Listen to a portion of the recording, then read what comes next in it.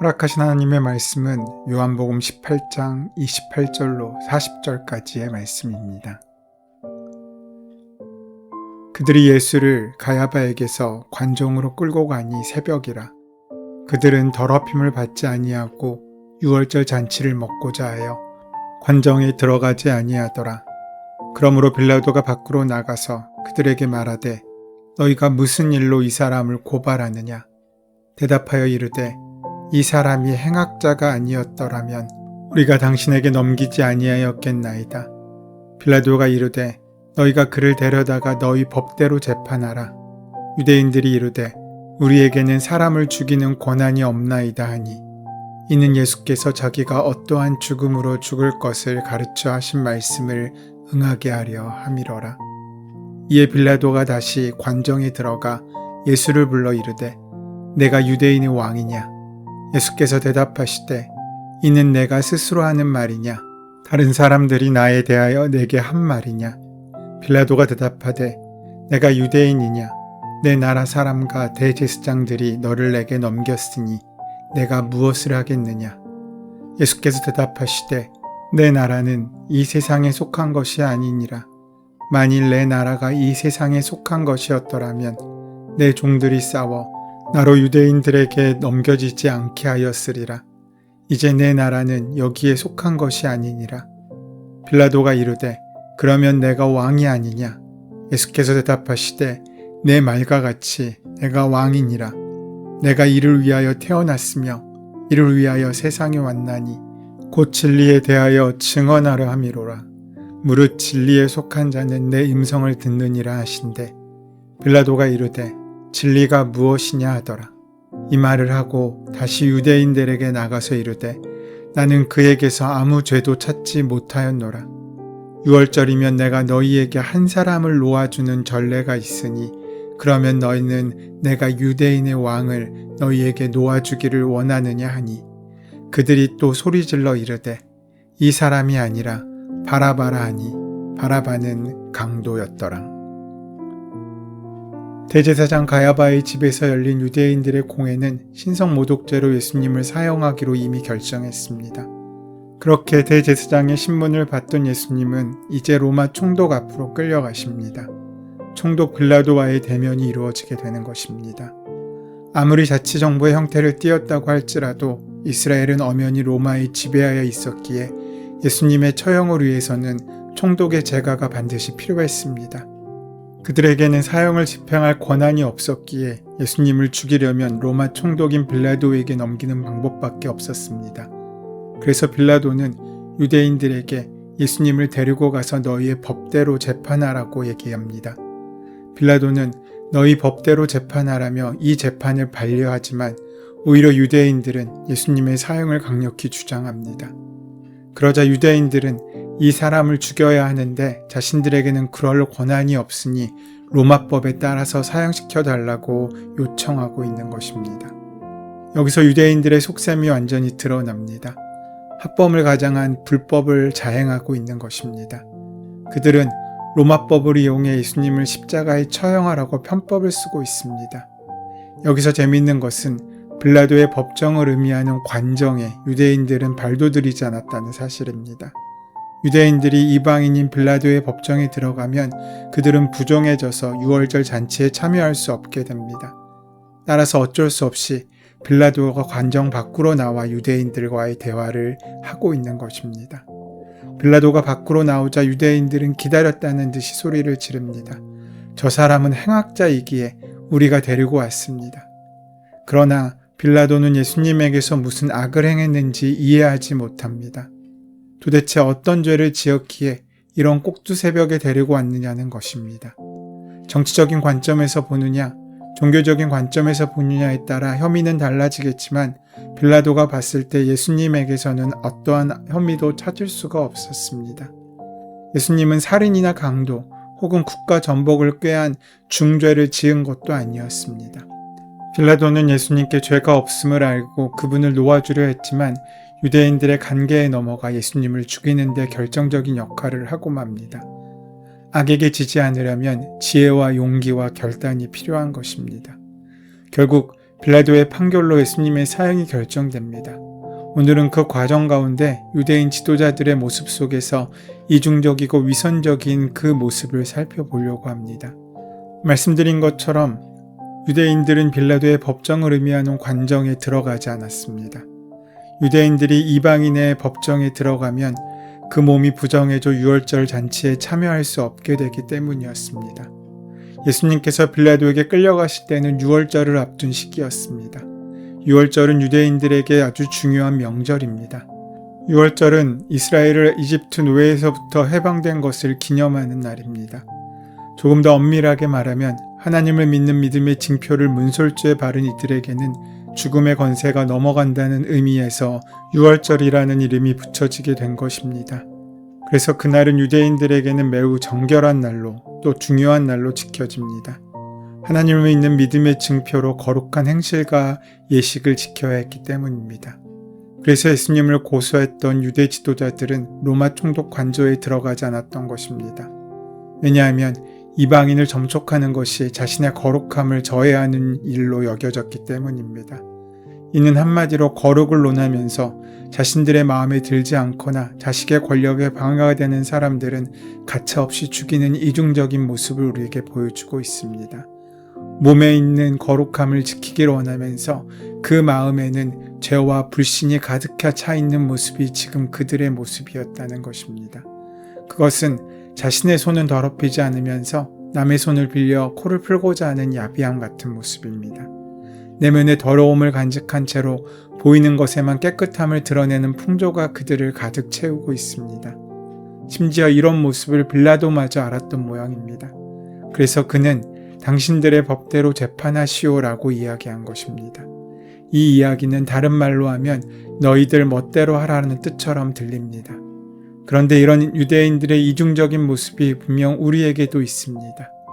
하나님은 사랑이라고 말하면서 우리의 마음에는 세상의 미움을 잔뜩 품고 있습니다.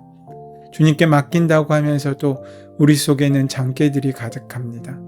하나님을 위한다고 하면서도 나의 욕심을 위해 일하고 하나님을 입으로 외치면서 나와 다른 사람들을 저주하는 이중성이 우리 안에 넘쳐납니다. 특별히 그 믿음이 독실할수록 신념이 강할수록 그런 현상은 더욱더 두드러집니다. 내 신념이 강하자 하나님의 의가 아닌 자기 의가 마치 정의인 것처럼 착각하여서 사랑하고 이해하기보다는 정죄하여 심판하려고 하는 모습이 우리에게도 있다는 것입니다. 왜 그렇습니까? 어쩌면 주님을 빙자하며 나를 믿고 있는지도 모르고 어쩌면 하나님을 앞세워 나의 유익을 구하려고 하는 것인지도 모릅니다. 그것을 우리는 신앙이라고 부르며 추구했는지도 모릅니다. 마치 오늘 본문의 유대 지도자들처럼 말입니다. 하지만 나만의 거룩은 없습니다. 진정한 거룩은 주님의 마음을 품는 것입니다. 진정한 거룩은 은혜의 통로가 되는 것입니다. 나보다 남을 더 낮게 여기고 또 서로 사랑하며 귀하게 섬기는 삶이 거룩이고 모든 상황 속에서 주님의 선하신 인도하심을 믿고 감사함으로 맡기는 것, 그것이 거룩입니다. 나를 위해 누군가를 죽이는 것이 거룩이 아닙니다. 주님을 위해 내가 죽는 것이 거룩입니다. 그 거룩을 주님께서 다시 살리시고 채우셔서 일으켜 세우시는 능력이 부활의 능력입니다. 오직 나만의 의, 나만의 거룩에 빠지지 않기를 원하십니다. 나만의 종교에 머물지 않기를 원하십니다. 내가 믿는 것은 내가 아니라 하나님이고 내가 이룰 목표는 나의 욕구가 아니라 나를 통해 이루실 주님의 뜻입니다. 하지만 지금 유대의 종교 지도자들은 자신의 뜻을 이루고자 원하여 지금 그들이 죄인이라고 여기는 이방인인 빌라도에게 자기의 원하는 일들을 맡기고 있는 것입니다. 분명 예수님은 중죄를 지은 것이 아니었습니다.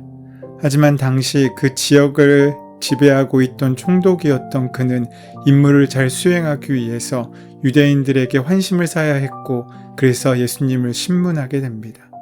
그런데 이러한 신문을 통해 예수님이 누구신지가 드러나게 됩니다. 빌라도는 자기 앞에 끌려 나온 예수님께 묻습니다. 당신이 유대 사람들의 왕이요? 이것은 탐문하는 질문입니다. 그는 갈릴리 출신의 이 사람이 어떤 존재인지 도무지 알 수가 없었던 것입니다. 그를 고발하는 이들은 이 사람이 악한 일을 하는 사람이 아니라면 우리가 총독께 이 사람을 넘기지 않았을 것이라고 말했지만 그가 한 악한 일이 무엇인지를 설명하지는 못했습니다. 주님은 왕이냐는 빌라도의 질문에 당신이 하는 그 말은 당신의 생각에서 나온 말이요. 그렇지 않으면 나에 관해서 다른 사람들이 말하여 준 것이요 라고 되물으시고는 내 나라는 이 세상에 속한 것이 아니라고 말씀하십니다. 여기서 주목해야 할 단어가 이 세상입니다. 이 세상은 힘 있는 자들이 지배하는 세상입니다. 힘이 정의로 인식되는 세상입니다. 한마디로 압축한다면 로마가 지배하고 있는 세상입니다.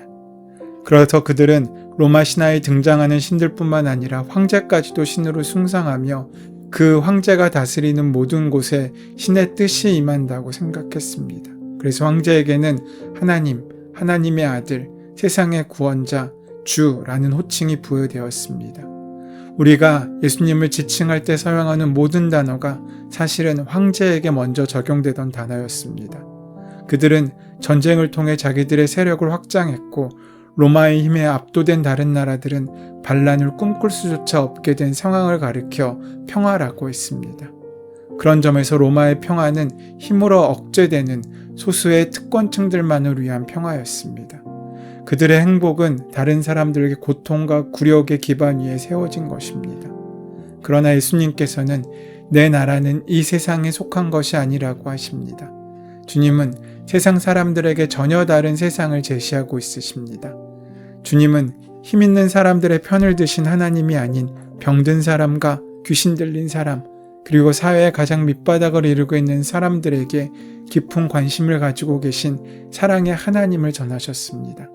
그 하나님은 잃어버린 양 한 마리를 찾기 위해 산과 들을 뛰어다니시는 사랑의 목자이십니다. 그 하나님은 의로운 사람과 불의한 사람에게 똑같이 햇빛과 비를 내려주시는 분이시고 방탕한 생활 끝에 집으로 다시 돌아오는 아들을 향해 달려나가시는 아버지 같은 분이십니다. 주님의 제자들과 더불어 추구했던 세상은 모든 사람이 살 권리를 인정받고 존중받는 의와 공평의 세상이었습니다. 그런 삶이 빚어내는 평화가 바로 예수님의 평화입니다. 이것은 세상의 것과 결코 같지 않고 세상이 줄 수도 없는 것이었습니다. 주님은 이제 이런 새로운 왕으로, 세상의 왕으로 우리에게 다가오십니다. 지배하는 왕이 아니라 섬기는 왕이시고 백성들을 희생시키시는 왕이 아니라 백성 우리의 스스로를 희생하시는 왕이십니다. 그는 스스로 연약해지심으로써 사람을 살리시는 사랑의 왕이십니다. 빌라도는 예수님의 죄가 없으심도 알고 예수님을 살리려고 애썼지만 그가 엄청난 잘못을 저지른 이유는 하나님 나라와 세상 나라의 관계를 알지 못했기 때문입니다. 그래서 세상의 나라, 세상의 요구에 무릎 꿇었다는 것이 그의 가장 큰 죄입니다.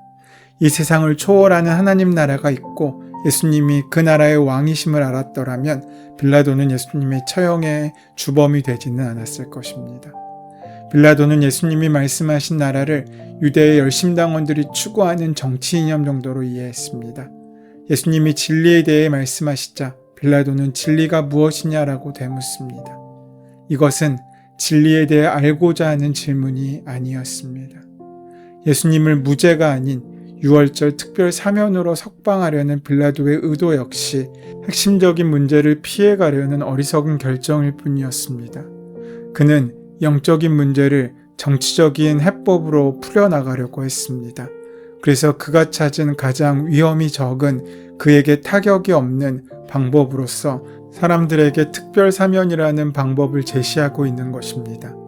그러면서 그들에게 선택의 정당성을 부여시켜주기 위해서 그 당시 흉악범이었던 바라바와 예수님과 사이에서 선택할 것을 이야기했습니다.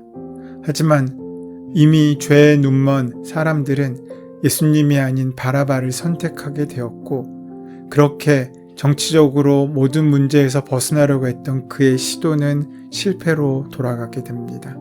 진리에 눈 감고 있던 그는 결국 예수님을 살해하는데 앞장설 수밖에 없는 주범으로서 그 이름을 남기게 된 것입니다. 우리는 진실을 피해 임기응변으로 처세술을 쓰려고 하지 말고 본질이 무엇인지를 온전히 살펴볼 수 있어야 합니다. 우리의 본질은 예수님이 어떤 분이신지, 또 이 땅을 넘어선 하나님 나라에 어떤 소망이 있는지, 천국의 복음과 십자가의 은혜가 무엇인지를 온전히 붙잡고 묵상하며 살아가는 일입니다. 거기에 귀한 생명이 있음을 기억하시고 오늘 하루 그 귀한 영적인 은혜로 살아가는 은혜가 함께 하시기를 소원하고 축원합니다. 은혜의 주님, 귀로 듣고 눈으로 보았음에도 진리의 가치를 애써 무시하고 주님께 등 돌리는 어리석음을 범하지 않게 하옵소서. 이 세상이 아니라 천국에 속한 백성으로서 주님의 음성에 더욱 귀 기울이며 하나님 나라를 위해 살게 하여 주시옵소서. 예수님의 이름으로 기도드립니다. 아멘. 이제 이 아침 우리에게 허락하신 본문의 말씀이 오늘 나에게 주시는 말씀으로 만나지기 위하여 본문의 말씀을 깊이 묵상하시고 함께 기도하는 시간 가지도록 하겠습니다. 함께 기도합니다.